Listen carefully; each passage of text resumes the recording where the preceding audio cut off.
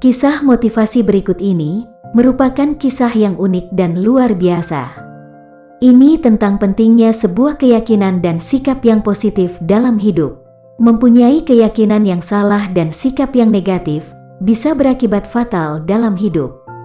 Bahkan, ketika kita terjajah oleh keyakinan yang salah tersebut, sampai mati keyakinan itu akan hidup dalam diri kita, baik kita sadari ataupun tidak. Misalnya saja, kita yakin bahwa kita bukan orang yang pintar, kita termasuk orang yang biasa-biasa saja. Buktinya dari mulai SD sampai dengan lulus kuliah, kita tidak pernah menduduki ranking pertama, bahkan masuk 10 besar pun belum pernah.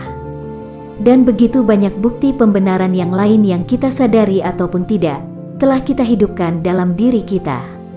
Akhirnya, sampai mati keyakinan itu serta bukti-bukti pembenarannya hidup dalam diri kita. Sahabat, alangkah ruginya hidup dengan keyakinan yang salah dan sikap yang negatif.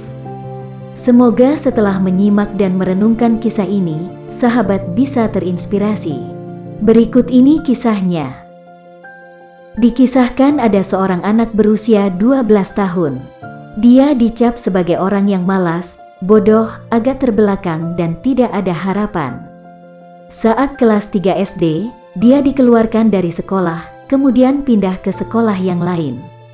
Ketika mau masuk SMP, dia ditolak 6 sekolah dan akhirnya masuk sekolah yang terjelek. Di sekolah yang banyak orang bodohnya tersebut, dia termasuk yang paling bodoh. Bahkan di antara 160 murid, dia menduduki peringkat 10 dari bawah.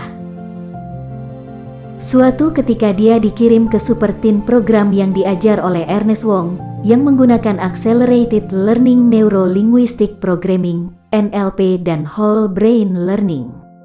Anak itu ditunjukkan oleh Ernest Wong, bahwa semua orang bisa menjadi jenius dan menjadi pemimpin, walaupun awalnya goblok sekalipun.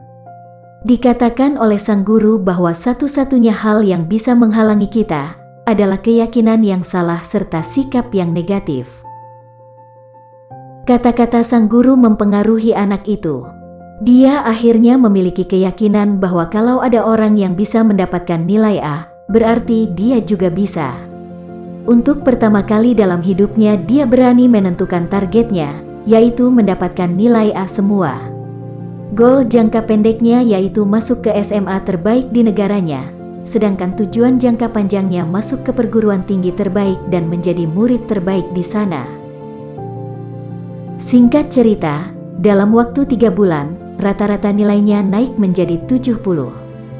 Dalam 1 tahun, dari ranking terbawah dia menjadi ranking 18. Dan ketika lulus SMP, dia menduduki ranking 1 dengan nilai Eptanas murni, A semua untuk 6 mata pelajaran yang diuji. Dia kemudian diterima di SMA terbaik sesuai targetnya. Tidak hanya itu, dia pun diterima di perguruan tinggi yang diharapkannya.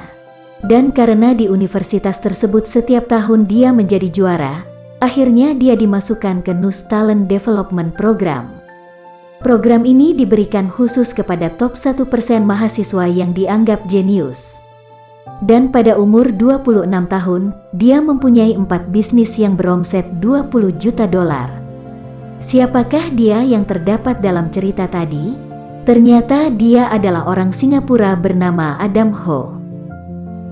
Kisah ini saya dapatkan dari Bapak Tung Desem Waringin dalam bukunya Financial Revolution.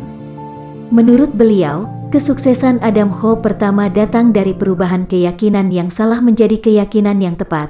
Dari keyakinannya, saya bodoh, lulus saja susah, menjadi kalau orang lain bisa mendapatkan A, saya juga bisa. Dalam Islam keyakinan itu adalah bagian dari keimanan. Karena iman itu adalah keyakinan yang terhujam di kedalaman hati hingga mempengaruhi aktivitas keseharian.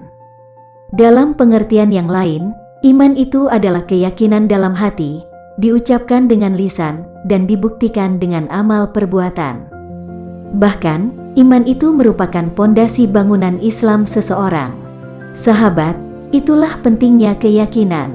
Mulai saat ini, semoga kita termasuk orang-orang yang mempunyai keyakinan yang benar dan sikap yang positif dalam hidup. Semoga bermanfaat.